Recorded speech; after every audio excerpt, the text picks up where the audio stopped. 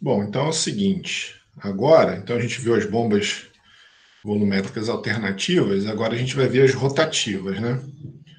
Então, é muito usada em circulação de óleo de motor, ela é menos pulsante que as alternativas, né, pelo princípio de funcionamento dela. Em vez de ser o vai e vem, né, o sobe e desce do pistão, ela funciona girando, né? Então, tem menos inércia, menos peça móvel, né, que as alternativas, não tem válvula de entrada e saída, são hidraulicamente reversíveis, então você pode pegar o fluido que está sendo bombeado e se de alguma maneira você quiser usá-los como máquina, ao invés de usar como uma máquina operatriz, usar como uma máquina motriz, né, em vez de usar como uma bomba, usar como uma turbina, é possível, tá? E a gente vai ver a classificação desses dispositivos. Então, ó, quanto ao mecanismo acionador, ela pode ser de êmbolo, de palheta ou de engrenagem. Então, aqui tem uma de êmbolo, né, uma de êmbolo radial e uma de êmbolo axial. Então, aqui é o seguinte, ó, você tem esse cilindro aqui excêntrico, né? Que à medida que ele gira, a gente tem diversos elementos aqui, ó, diversos êmbolos que abrem e fecham, e aí a gente tem a sucção, essa linha azul clara, e a descarga, a linha azul escura. Tá? E aí os elementos vão succionando e descarregando, né? E aí descarrega aqui, ó,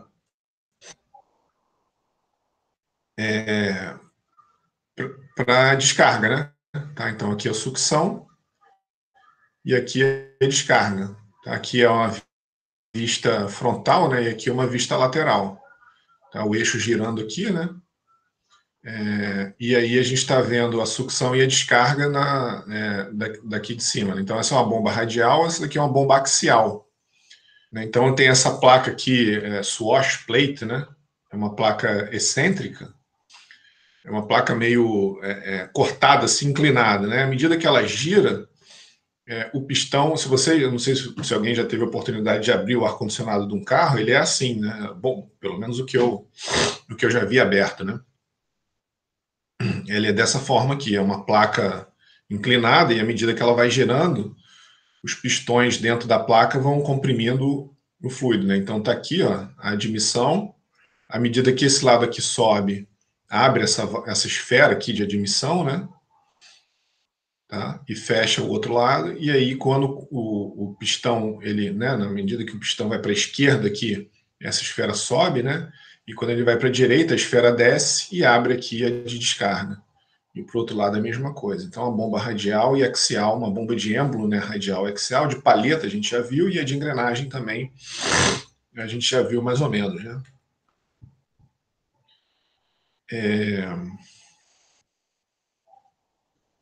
Aí a gente pode fazer a variação da vazão, né, uma rotação fixa.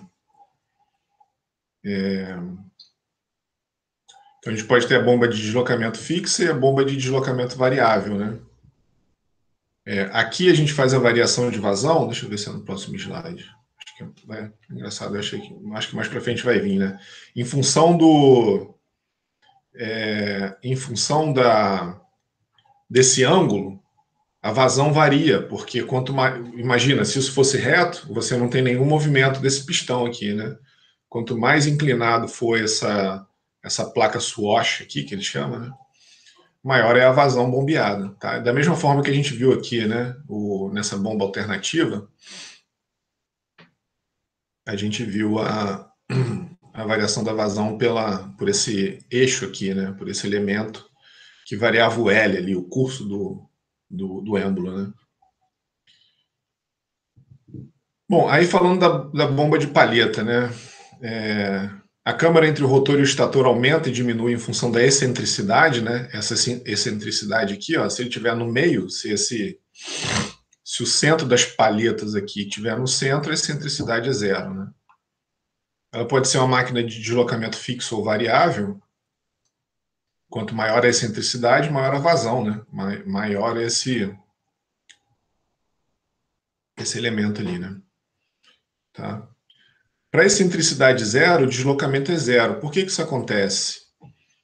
o fluido vai ficar circulando aqui, né? Se você não aumenta a pressão do fluido, à medida que você aumenta a pressão, você força ele a sair por aqui, ó. Se isso não for feito, ele circula, tá? Ele circula e volta, né? Então, por isso que você tem que ter uma excentricidade para dar uma comprimida no fluido e aqui você expulsa ele para a descarga. Bom, aí a bomba de êmbolo, né? Variação.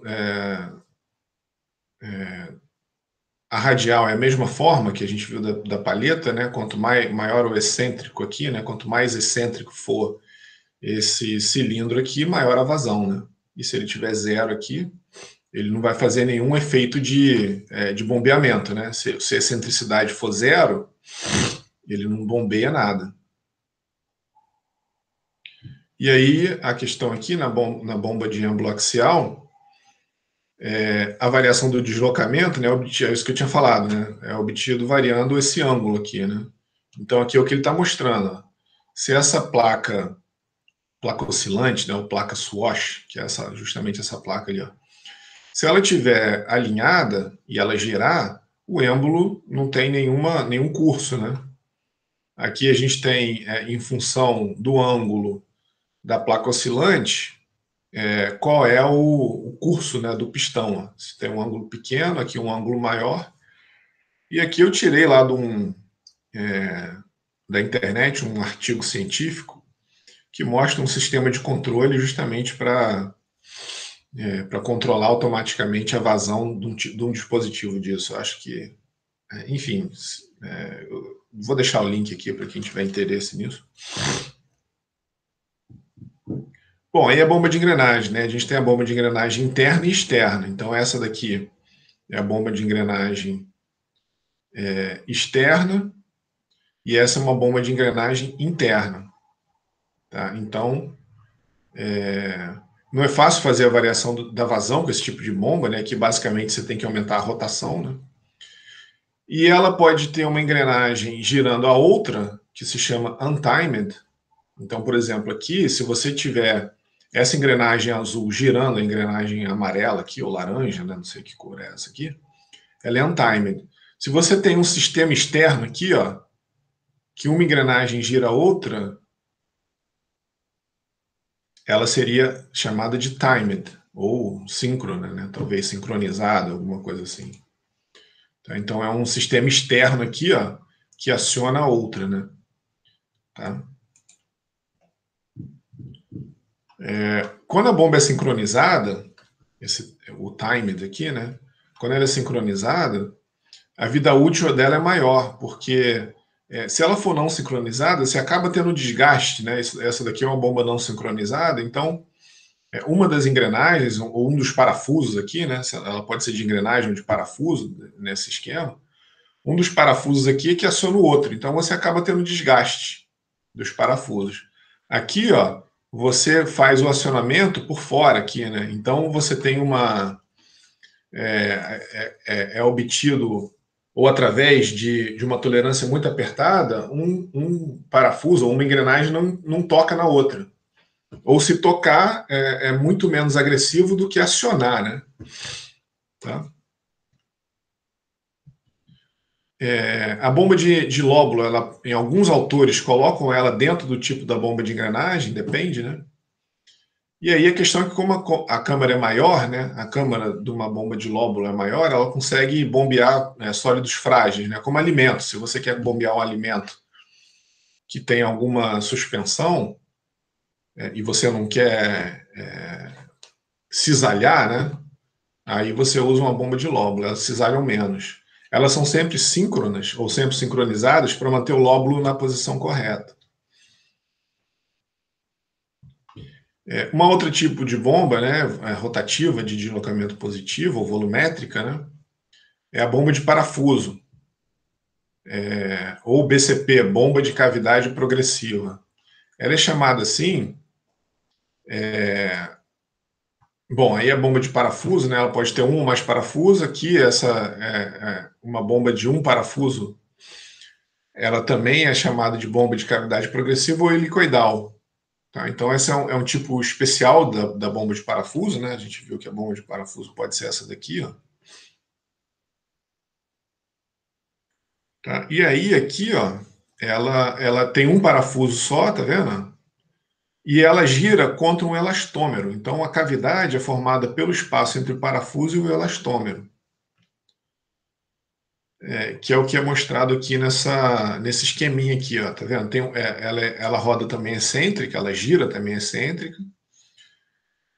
E aí, esse parafuso aqui, né, que é metálico, ela gira contra um elastômero, né, o elemento elastomérico aqui. Deixa eu dar um zoom aqui, ó.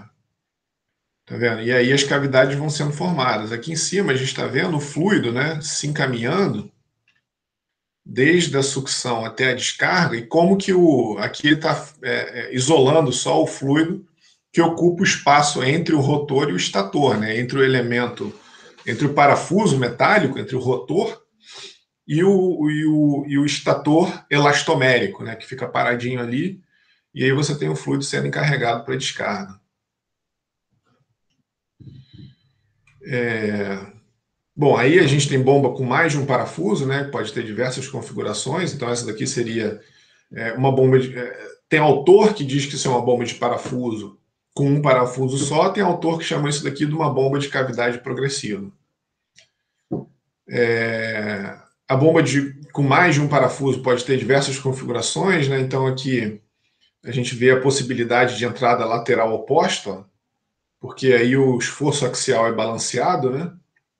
Certo? Você entra, vai aqui, ó, vai para um lado, vai para o outro, e aí você tem uma região de alta pressão contra uma região de baixa pressão, você acaba para um lado e para o outro, é simétrico, né? E aí a descarga está aqui no centro, e aí você acaba balanceando os esforços axiais naturalmente.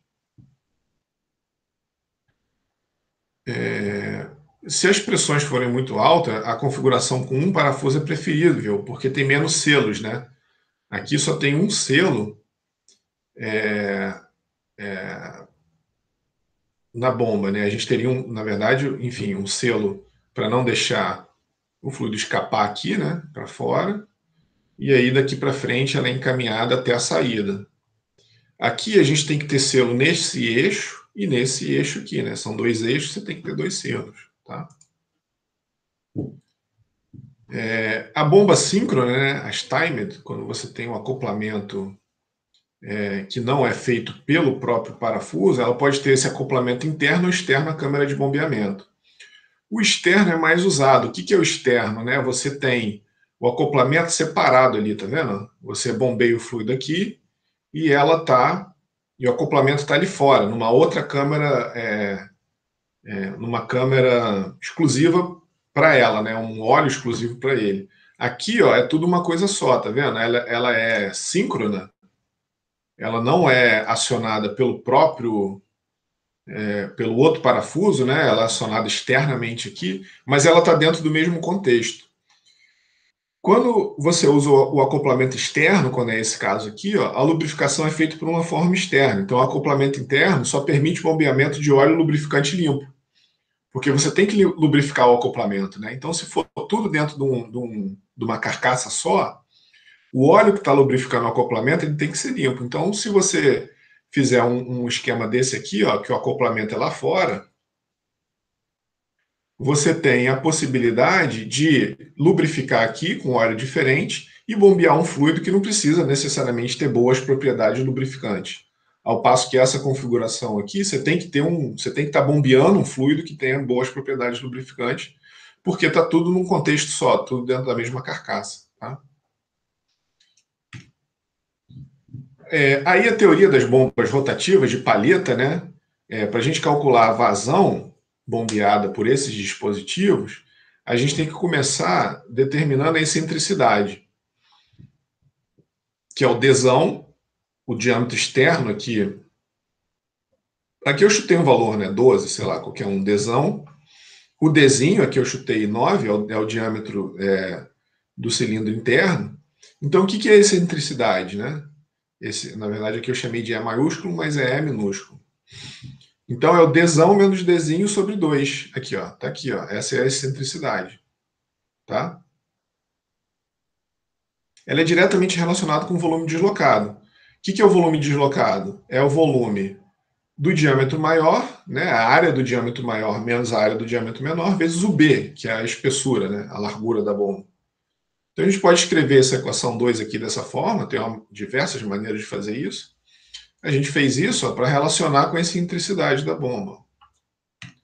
Tá? Então, ó, o volume ele é 2 vezes a excentricidade, Dzinho mais Dzão vezes B, metros cúbicos por revolução ou por rotação. Né? Então, é o deslocamento a cada revolução, e para n ponto rotações por minuto, a gente tem, né, π é excentricidade, B, n ponto, RPM, Dzão mais Dzinho sobre 120. Então, fazendo essa conta, a gente tem metros cúbicos por segundo, com n ponto em RPM. Tá? Aí aqui um exemplo, né, de aplicação direta dessa forma, uma bomba de palheta com diâmetro interno de 0,15 metros, o diâmetro externo de 0,13.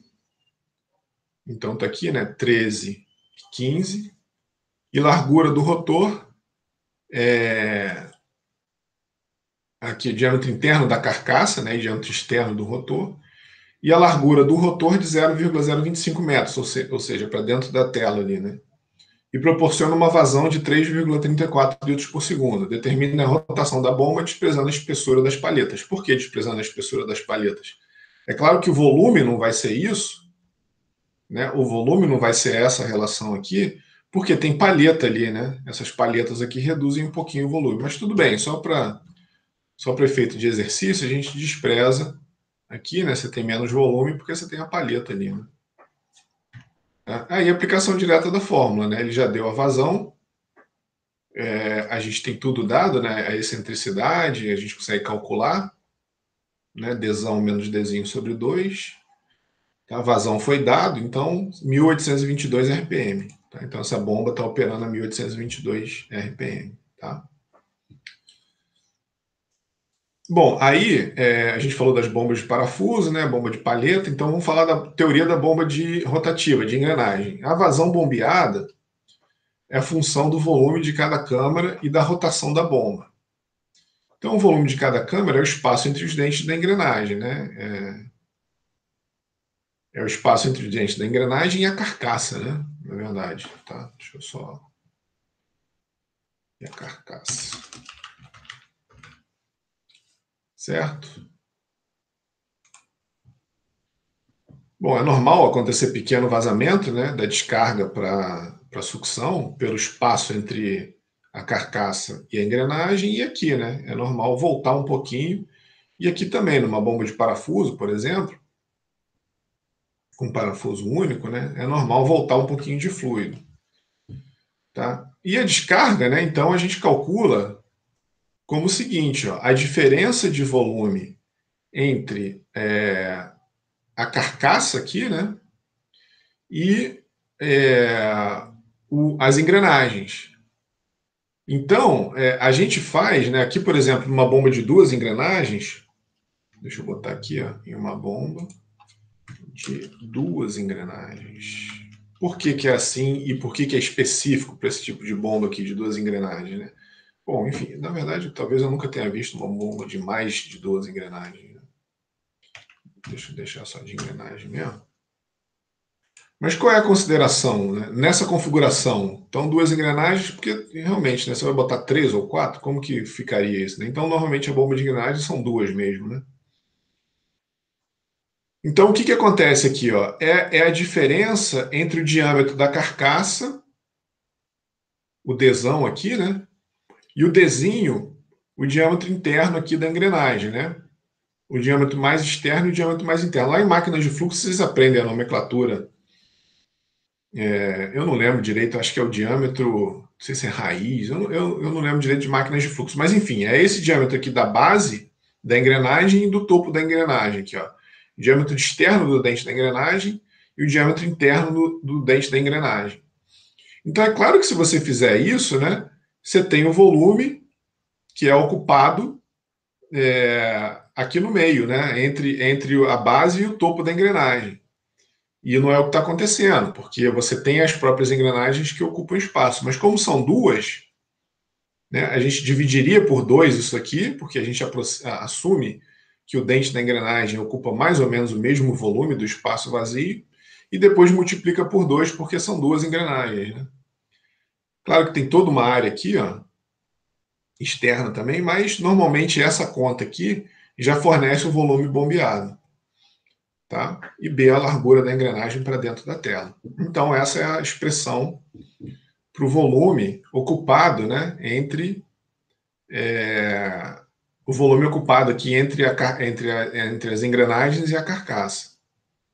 Tá? E aí, é claro, né, que a gente tem que fazer aqui, ó, a mesma coisa. Né? Para determinar a vazão, você multiplica o volume pelo N ponto, né? Se o N ponto for dado em RPM, você tem que dividir por 60, que é N ponto em RPM. Então, exemplo aqui, ó, uma bomba de engrenagem com diâmetro de 82,6 milímetros, diâmetro externo, né, diâmetro interno de 57,2 e largura de 1 polegada, né, fornece uma vazão de 0,00183 metros cúbicos por segundo operando a 1.800 RPM. Ele quer saber a eficiência volumétrica da bomba. Então, ele já está dizendo qual é a vazão que a bomba fornece e a gente consegue calcular a vazão teórica por essa relação aqui. Então, essa daqui é a vazão medida, e ele quer saber a eficiência, que vai ser a relação entre a vazão medida e a vazão calculada. Então, jogando os valores aqui, ó, 1.800 RPM, aqui o B, né, 1 polegada em metro, né? Aí aqui 60 é da área, né? Vem da área aqui, ó, o π sobre 4 vezes 60, deu 240 ali, né? E a diferença dos diâmetros. Então, essa é a vazão. Opa! Aqui faltou a unidade, né?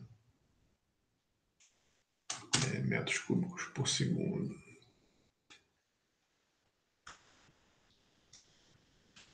Tá? Então, essa vazão foi calculada. Se a gente dividir o real pelo teórico, a gente tem 0,86%, ou seja, 14% do fluido retorna para a entrada.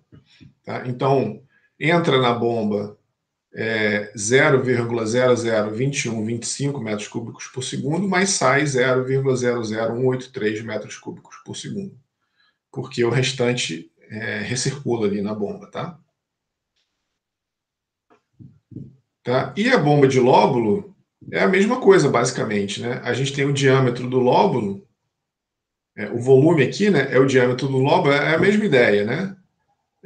A gente tem um espaço ocupado aqui, é mais ou menos o mesmo que é ocupado pelo lóbulo, né? O espaço vazio, né, por onde o fluido é bombeado, a gente assume que é mais ou menos o mesmo que o lóbulo ocupa. Então, e como são dois lóbulos, né, é só a gente fazer πd2 sobre 4.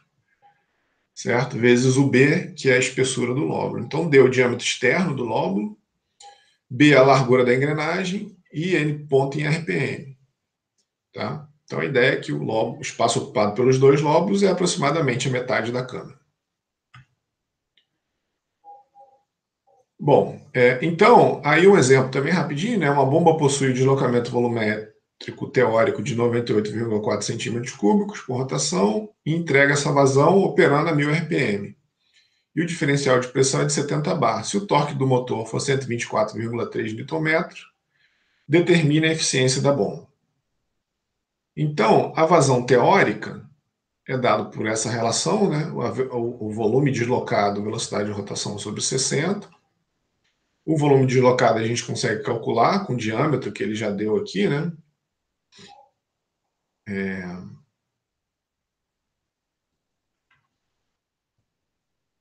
Cadê?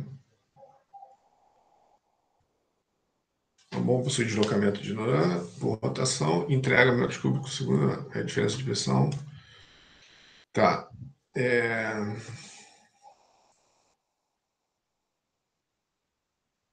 Ele determinou o volume aqui, 98,4 vezes 0,01 ao cubo. Assim, ele isolou aqui, né, o volume, porque o volume é a vazão que ele deu ali,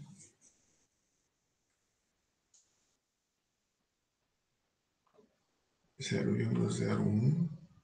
Acho que ele tirou esse zero. Ah, sim, ele está passando. Ah, sim, não. Aqui, na verdade, é Q, né?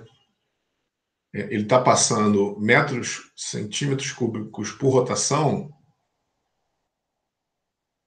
Ah, sim, é porque na verdade não é. Tá, tudo bem.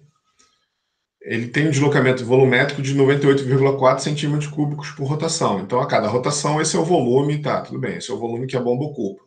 Aí está passando de centímetros cúbicos para metro cúbico. Então, a cada rotação, essa bomba desloca 98,4 vezes 10 a menos 6 metros cúbicos. Então, a vazão vai ser esse volume vezes a velocidade de rotação sobre 60. Tudo bem. Então, tudo é dado, né? 1000 RPM, está aqui. Então, só substituir de novo, né? Então, 0,00164 metros cúbicos por segundo, vazão teórica. Ele deu uma vazão real aqui, ó. Então, de novo, né? A gente divide o real pelo teórico, tem a eficiência volumétrica, 92,68%.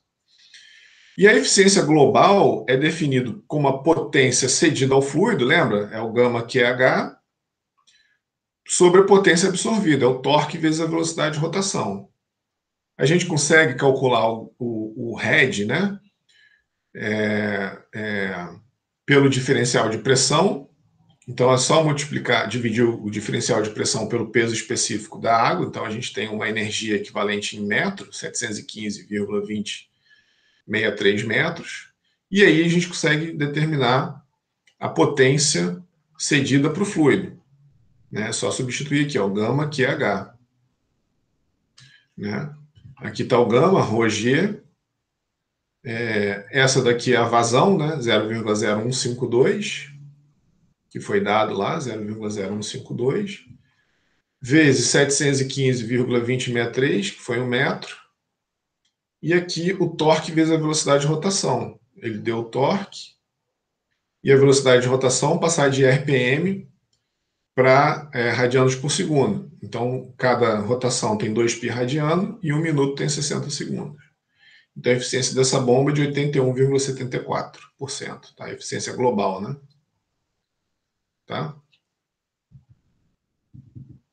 Bom, aí fazer uma comparação, né, entre turbobombas e as rotativas. Aqui a gente tem aquilo que eu até já desenhei anteriormente aí, né? A vazão. E aí uma curva head vazão típica de uma bomba centrífuga, essa curva aqui preta, né? Bom, tudo é preto, né? Mas essa curva aqui. E uma curva head vazão de uma bomba rotativa e de uma bomba de deslocamento positivo seria dado dessa forma aqui, né? Uma bomba alternativa, eventualmente, seria um pouco mais... Talvez a vazão média, tudo bem, né? Mas ela é um pouco mais pulsátil, né? Por isso que essa é uma comparação das rotativas, né? Então, é aquilo que eu tinha falado, né? Uma bomba de deslocamento positivo, ela não varia muito a vazão à medida que você varia muito o head. E uma bomba centrífuga tem uma relação muito mais forte, né? Agora, isso pode ser bom ou pode ser ruim. Vou dar 2 exemplos aqui para a gente analisar. Olha só. Imagina que você tem um sistema de distribuição de água de uma cidade. E aí você tem essa curva preta, que é a curva de uma bomba de deslocamento positivo. Essa outra curva preta, que é uma curva de uma bomba centrífuga operando numa certa condição. Então, digamos que durante o dia, a demanda de água da cidade seja de 60 galões por metro, 60 galões por minuto. E aí, uma consequente perda de carga de 40 e poucos pés, um exemplo, né? E aí, à noite, o sistema de abastecimento é bem menor, né? Isso aqui seria horário de pico, 6, 7 horas da tarde, que está todo mundo chegando em casa, tomando um banho, tá fora da pandemia, né? Tomando banho e tudo mais. Então, você tem um horário de pico de consumo de água. Durante a noite, 3, 4 horas da manhã, as pessoas normalmente estão dormindo, né? Então, durante a noite, o consumo de água é bem menor. Então, você tem uma faixa de variação de vazão muito grande e a faixa de variação de head não pode variar tanto assim. Uma bomba centrífuga, apesar dela ter esse comportamento aqui de depender muito do head com a vazão, você consegue variar bastante a vazão sem relativamente variar pouco o head. Ao passo que uma bomba de deslocamento positivo, você teria que induzir uma perda de carga gigantesca aqui, né? Para você ter a mesma vazão menor ali, tá?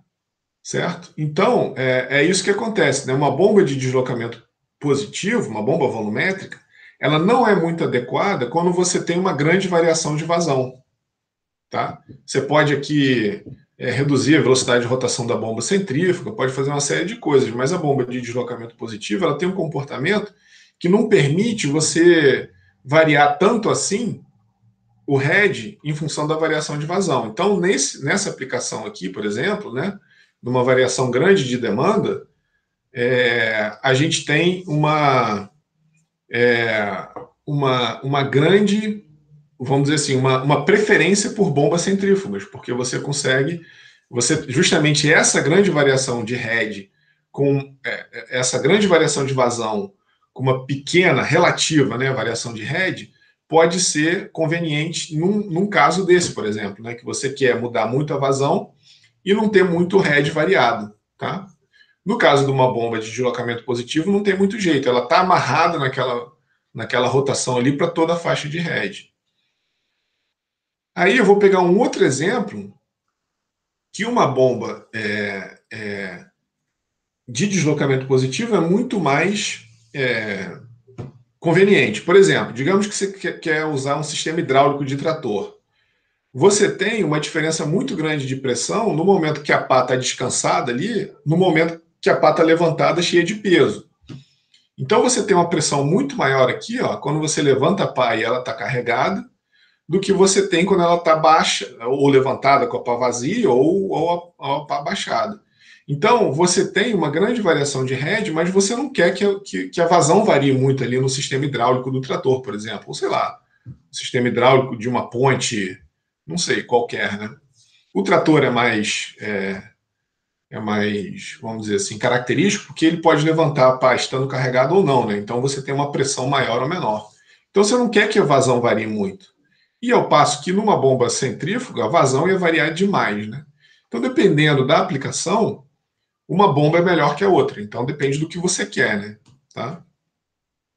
Depende do que se deseja, se você quer que varie ou não, tá?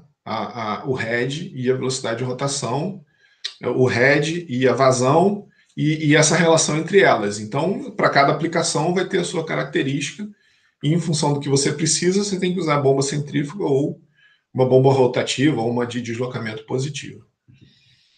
Tá? Aí, como as bombas rotativas e as volumétricas, de forma geral, né, desenvolvem vazão contra uma contrapressão, a pressão tá na abscissa aqui, ó. Então, você não tem a vazão aqui, né? Normalmente, as turbobombas têm a pressão aqui na abscissa, então, normalmente, uma bomba rotativa ou volumétrica, de forma geral, a pressão está aqui, né? O diferencial de pressão entre a entrada e a saída da bomba. Tá? As dinâmicas, né, as bombas de Euler, elas desenvolvem um head para uma determinada vazão, na verdade, né? E as bombas volumétricas não. Elas trabalham numa contrapressão.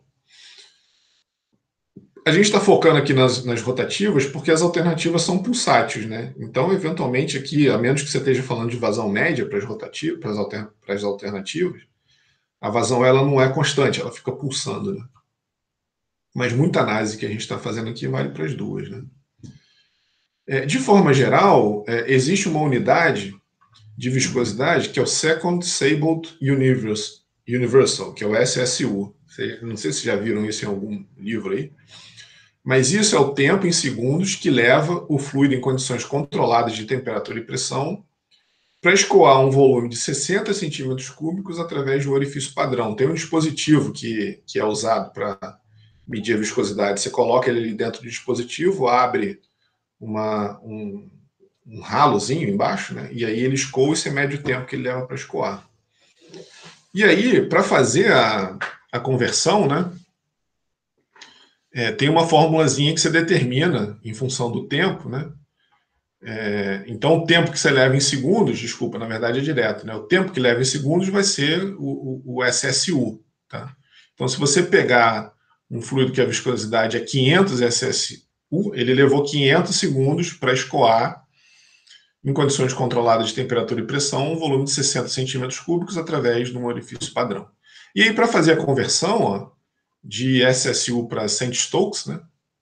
Aqui a viscosidade cinemática, é só multiplicar por 0,06 o SSU e dividir por 195, por SSU menor que 100, aí tem várias fórmulas aqui, né, de conversão.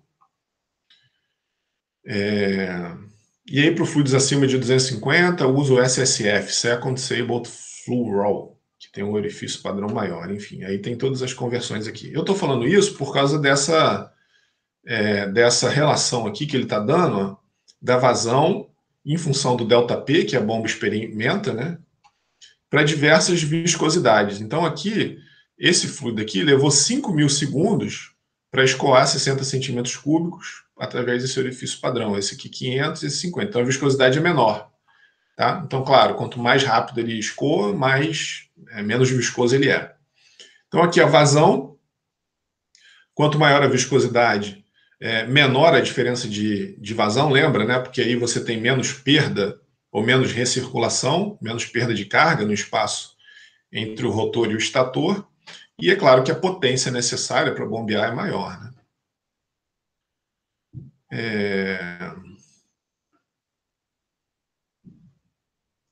Tá, então aqui estão os gráficos, né?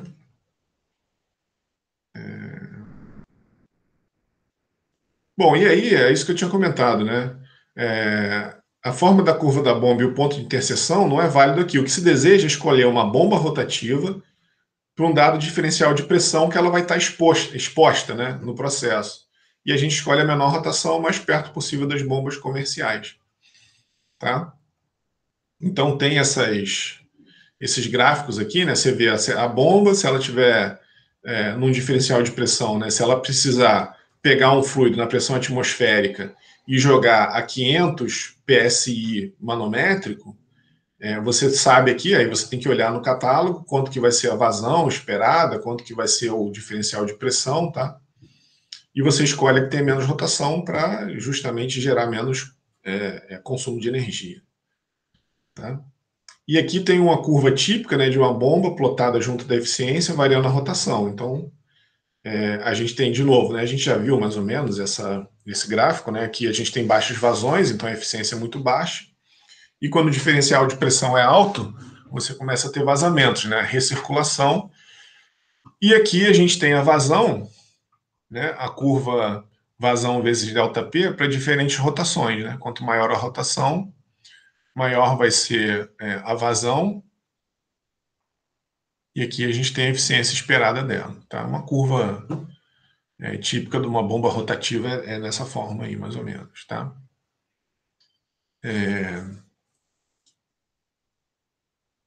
Bom, aqui está uma comparação, né, de quando você usa bomba centrífuga e quando você usa bomba de deslocamento positivo. Né? À medida que a viscosidade vai aumentando, a eficiência da bomba centrífuga vai caindo e a eficiência da rotativa vai aumentando. Tá? E aí existe um ponto de interseção aqui, que é o momento que tanto faz usar uma ou outra. Se a viscosidade for muito baixa, é muito melhor usar a centrífuga. Se a viscosidade for muito alta, é melhor usar a rotativa. Aqui uma outra comparação em termos do head, aqui em termos de eficiência, aqui em termos do head. Né? À medida que a viscosidade vai aumentando, o head de uma bomba centrífuga, operando na mesma condição, né, vai diminuindo, e de uma bomba de deslocamento positivo vai aumentando. Tá?